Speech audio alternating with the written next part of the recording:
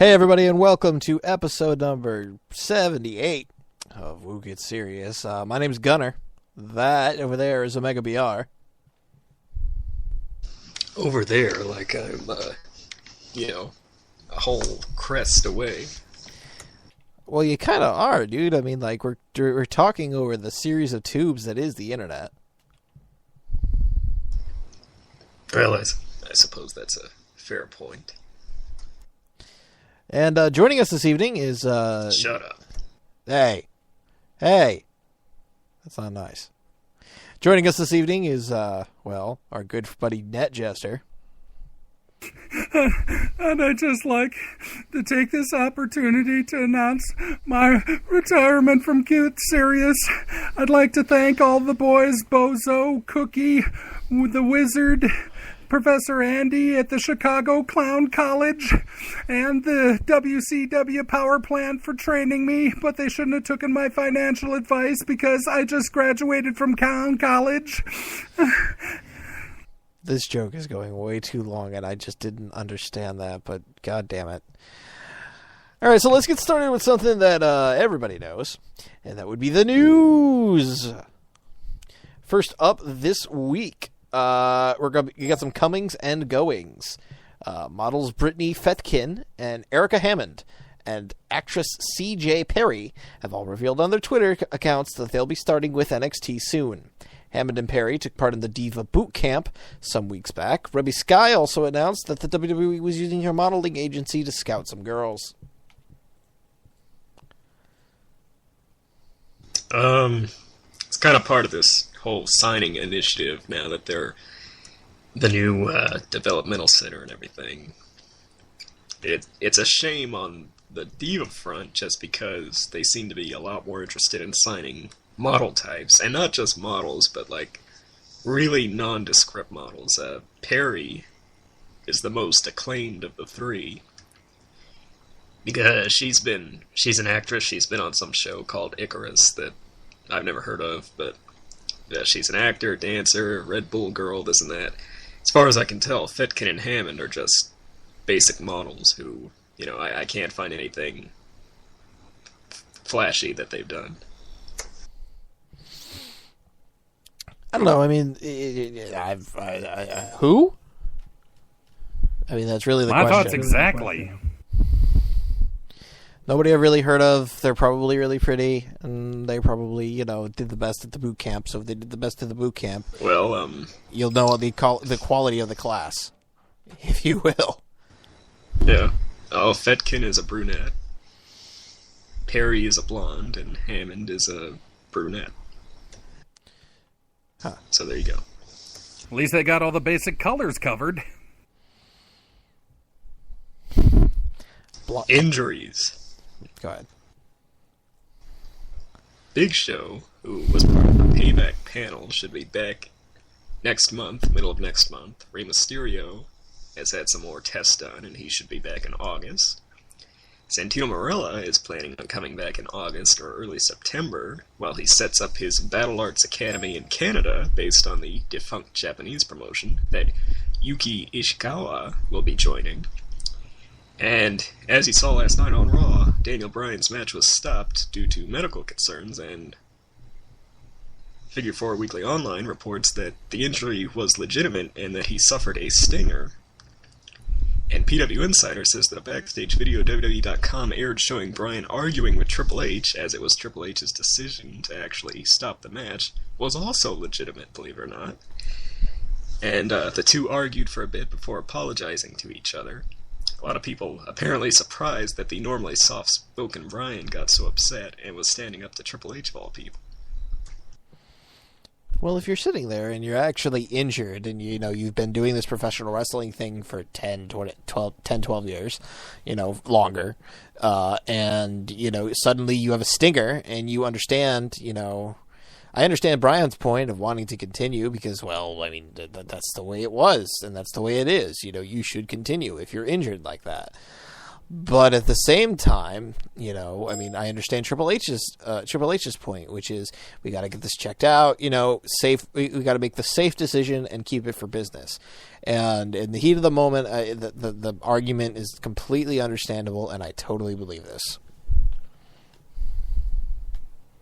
Well, all I can say about this, it's good to see Triple H actually, you know, taking more of a care of the boys, and especially acting like Daniel Bryan is a top draw for the industry finally, and for this company.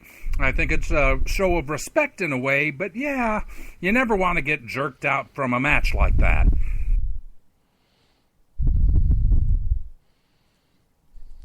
Yeah, you know, both sides have a valid point, I guess, but, I'll say kudos to them for making what was an actual situation into a storyline without, you know, making it tasteless or anything like that. Including the video, which, you know, you would think if they post it online, then it's gotta be worked, but, you know. Oh, I gotta see this. I didn't see that last night, but I gotta see this when we're finished. All right. So, former WCW star Al Green passed away this week at the age of 57. He was part of the Master Blasters with Kevin Nash in 1990 and the Wrecking Crew in 1993. Perhaps his most memorable stint as the Dog during the late 90s in the Monday Night Wars. In addition, Reed Flair's autopsy released and reveals his cause of death as an accidental overdose of heroin and other drugs, including trace amounts of clonazepam and Xanax. I haven't heard of clonazepam, but Xanax is like, you know, you take that for depression and stuff. Oh, crap. I was afraid it was going to be something like this. Another star. Fucking drug addiction and drug abuse and... I mean, how can... It just boggles your mind that this happens to somebody so young. You could say all the cliches in the book, but still...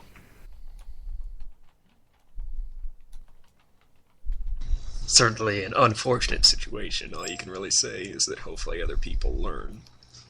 The Dog, I remember him. In fact, Kevin Nash tweeted this week that he thanked him for agreeing to be his partner way back when with the Master Blasters. The Dog, kind of a nondescript character, you know, he basically, literally just acted like a dog and was almost kind of, I almost thought they did it just to counteract Ernest the Cat Miller, just to have a feud with him, but, you know.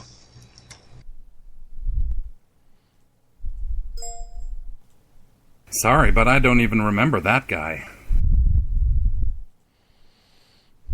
I do to an extent. Well,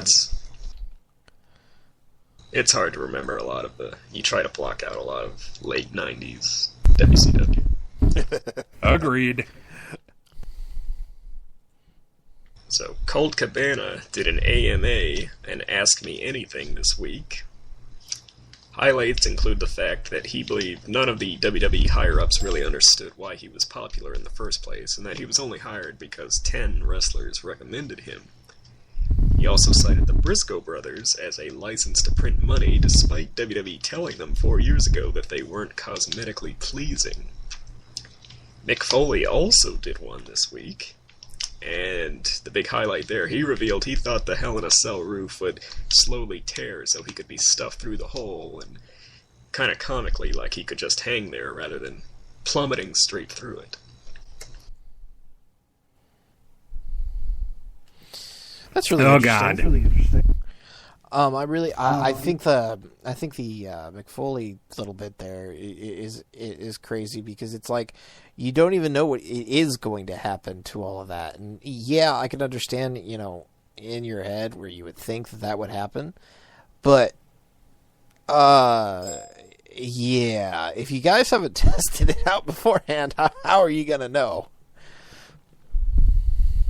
Exactly. I don't know exactly what to say with the Colt Cabana thing, but, oh, lordy, the most scariest thing that probably has ever happened in professional wrestling, at least in my opinion, was the 2 times Mick Foley went off the top of the cell. One into a table, the other one, that suicidal dive back first. Oh, lordy. Yeah, I believe Colt when he says that, and not in a Goldberg kind of they don't get what I was about way, but they didn't really get what Cabana was all about, and his shtick doesn't necessarily gel with the way they do things.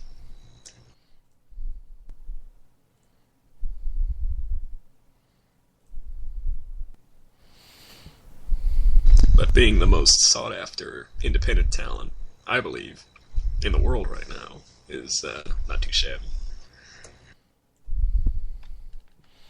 Move on.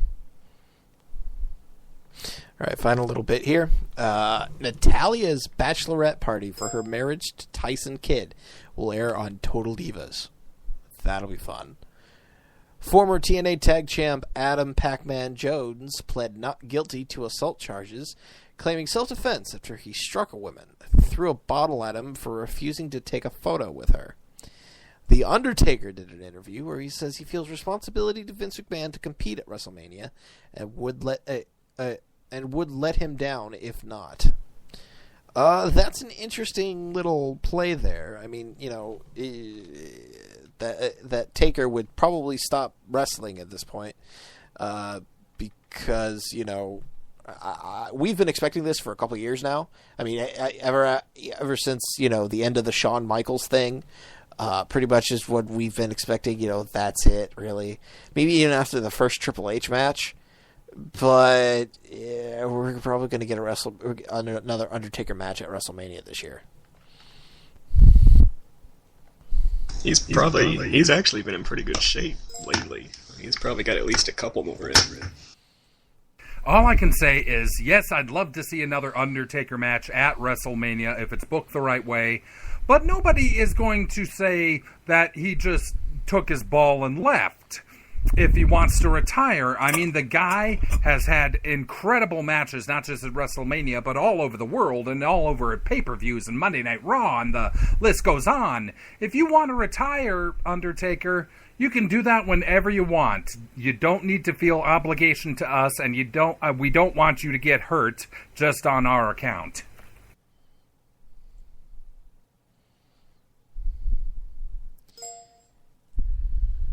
Another bit of a slow news week, huh?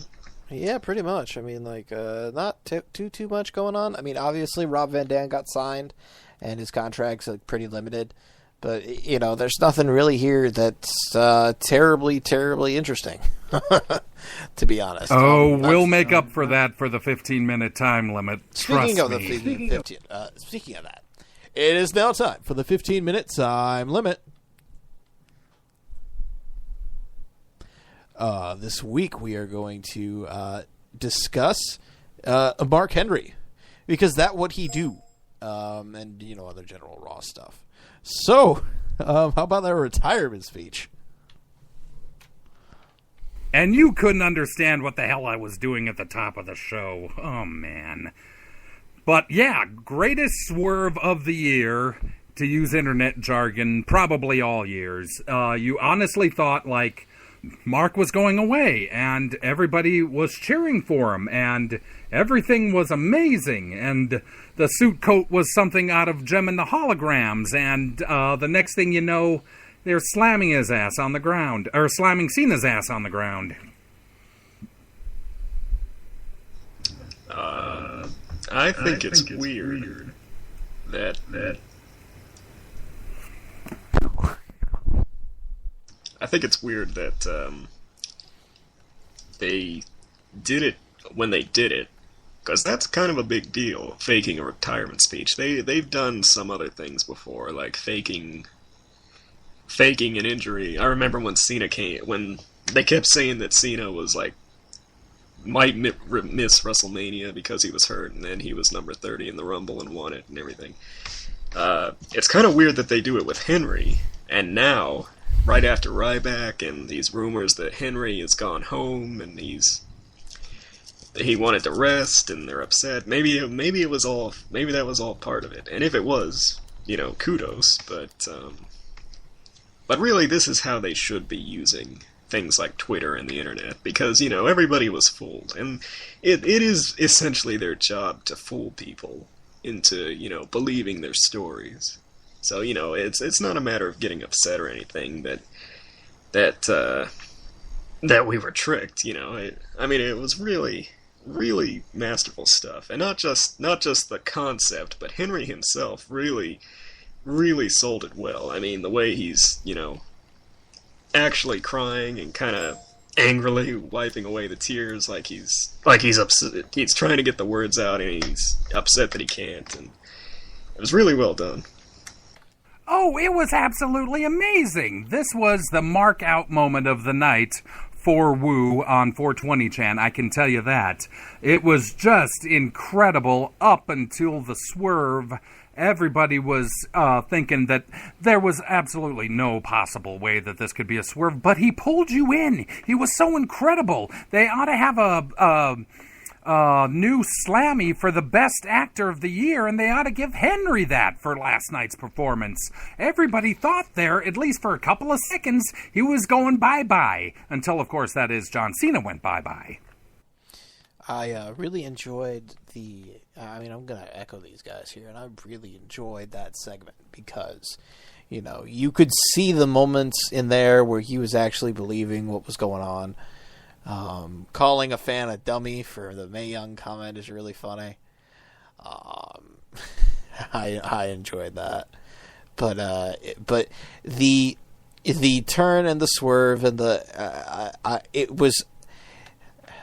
I'm kind of screwed in the head at this point from wrestling because I don't react like a normal fan would. Like when I saw the World's Strongest Slam, I literally had a mark out moment. And I was like, yeah, yes, look at that, that's awesome. Oh, I was fooled. Oh, that was cool, etc., etc., etc. And it was really one of those moments where you were very sucked into the show, and I loved it. But, I mean, that's not the only thing that happened on Raw that was pretty cool. Not going to lie. I'm looking forward to the WWE title match. I feel bad that Henry won't actually win it because I think he deserves it at one point or another. I want to see him with the WWE strap, even if it's for like a 2-month reign. I don't care.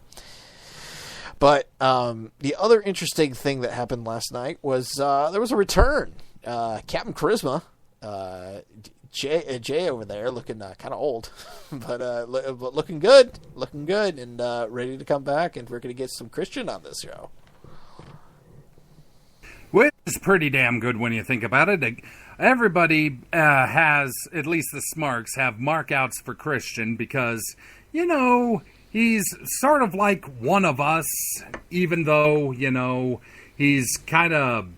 He isn't the strongest guy out there. He might not be the quickest guy out there, but just by the fact that he is a veteran and he's been to promotions around the world and across the United States, he has something that the fans just like. And it's good that the WWE knows this and doesn't want to, keep him out or anything. Although, bro, I do have to take issue. Christian coming back wasn't the only... Christian and Mark Henry weren't the only two good things that happened last night, I think, but... I'm not saying it's the only things, but... Well, my worry about Christian is that he's been out for so long, and even when he was around, they didn't really take that much stock in him. I mean, he's a former world champion, but only because... Well, kind of because, you know what I mean? And 2-day reign and everything. It's a matter of... do they actually have something more significant for him, or is he kind of get lost in the shuffle again on SmackDown? And that you're right, there was a lot that happened last night. We're almost seeing kind of a shift, kind of a new genesis, because there was a lot last night. It wasn't just a matter of people coming back or new storylines getting started. We had a lot of face and heel turns. We have this whole Now, granted, Bryan's injury was legitimate, but we have these injury angles going on. We have stuff that we usually don't see. Oh, yes. From the 3-person power trip between Steffi, Vince, and Triple H to Sandow beating Sheamus, the promos for the Wyatt family and RVD, Vince putting over the Shield, which blew my mind, of Antonio Cesaro getting pushed with Zeb Coulter, and of course Brock Lesnar coming out saying another word once again and getting a little revenge for Paul Heyman on CM Punk. This makes me think that somebody in creative in the WWE, either there's been a house cleaning in creative and they've gotten some new people who actually know what they're doing, or they're listening to the internet more, which is screwy in and of itself. I enjoyed let's put it this way. What they're doing with that. All right, let's talk about the Vince thing for a second here. I'm confused. And does anybody see WrestleMania 2000 all over this? Oh, maybe. But maybe they've learned their lesson. I mean, WrestleMania 2000 was pretty bad, but on the other hand, now that they've got this storyline set up where Vince and Trips are fighting each other, and is Steffi on one side, or is she on another side, or is she on her own side? I mean, she's that on her might own make things a little she's bit on her better. own side from what I'm noticing. It's Vicky Guerrero being put in the middle, and it's the excuse for her to get her out of that role. Even though she barely uses it, and we don't see her that often, it's an excuse for us to see Vicky be very, very awkward, and Brad Maddox as well. I'll be honest, I don't really like this main storyline, and I've said that before, but Yep. only because it feels like they show up and they fight with each other. But what's the end game, really? I don't think it's necessarily an attachment to the Shield. I think that was more, Triple H told her to reprimand the Shield, so Vince praises the Shield, and I don't think that's necessarily like the Shield is part of this whole thing. I think it's just a matter of contradiction. Well, yeah, of course. That is Vince screwing with Triple H using Vicky and the Shield. That much is, pretty obvious. I just don't know what the end game is. Is Vince and Hunter going to have a match? Is Hunter going to take over finally for realsies? It's not that I'm hating it, but it just seems a little unnecessary, especially when you have all this other good stuff going on in the show. Like, now Del Rio is apparently a heel again, and Dolph's going to turn face. What else? We have Van Dam's coming back for probably only a couple of matches just to drum up interest in Money in the Bank. CM Punk and Brock Lesnar. Now that is my top interest right now, especially because I think they wasted Lesnar's first year back. Honestly, I really do. Any love for Antonio and Zeb? Nope. That's not really. Michael Cole hit the nail on the head there by burying the fuck out of it. Yeah, it's really more of a... they just put them together because they don't know what to do with Cesaro, which is their own fault, and Coulter doesn't have swagger around right now, but they want to keep him around, so... I'm not saying it'll be bad, it's just... It's very forced. It seems kind of stupid, actually, that they're putting the nationalist Swissman in with the, the nationalist American. Because, that makes sense. Let's see here. Okay, so let me tell you something about that last segment of Raw. It was exactly like the John Cena segment. Exactly, from the Raw from a year ago. The one right after WrestleMania. True, but again, I find a lot more interest in this match. The Punk versus Lesnar, because, for one thing, listen, Lesnar's only had 2 feuds.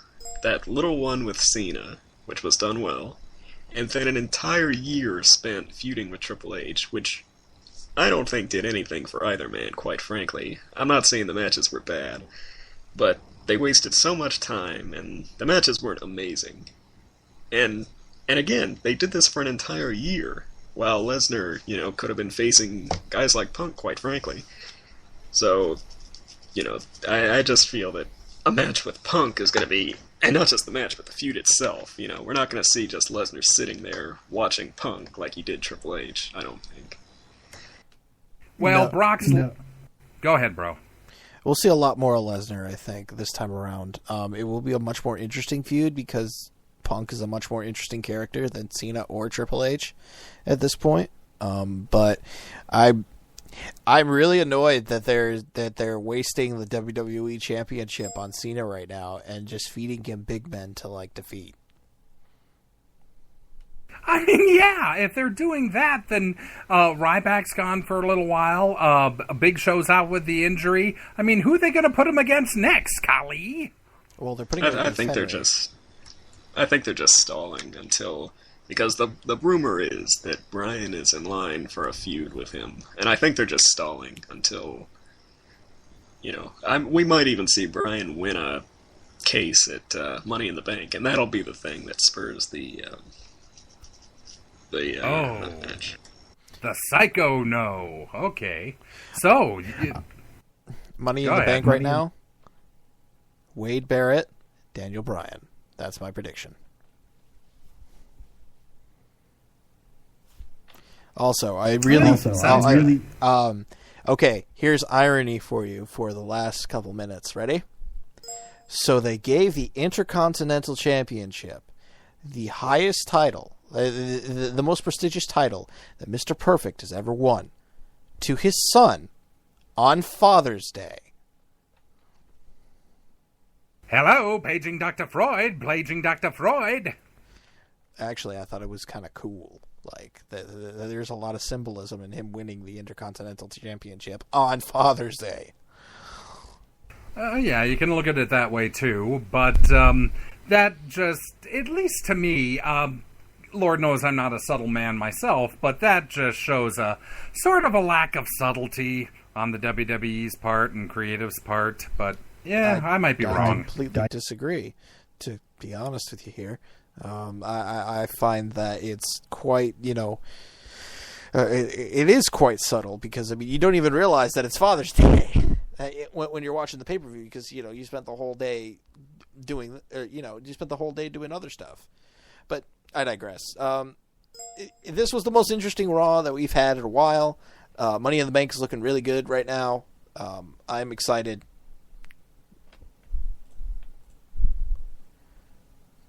Last thoughts here. Yeah. Last minute. Yeah, best Raw in a while. Let's hope they can keep it up because, that it's not perfect. Like we said, the whole Cesaro thing's a little shaky. The whole Axel thing's a little shaky. This McMahon thing is, who knows where that's going. Del Rio and Ziggler doing a double turn. We'll see how that goes. All I know is people on Woo are saying that last night's Raw was the best Raw since the post-WrestleMania show. So we'll see if they can pick up the extra momentum till next week. There's that buzzer. Alrighty then, so that's it for the 15-minute time limit. Thank you for listening to part 1 of our podcast. You can find us at smarksnark.com with all our message boards, blogs, podcasts, really, really good stuff that we got going on over there. You can interact and say hi. We also have a Facebook, facebook.com/smarksnark. It's a great way to get a hold of us. Also, twitter.com/smarksnark. Yankum usually, who's MIA this week, usually goes on the Twitter. Recently, he had an exchange with Matt Hardy, actually, which was interesting. When I logged into the Twitter today, that's what I found. And you could email us at smarksnark@gmail.com.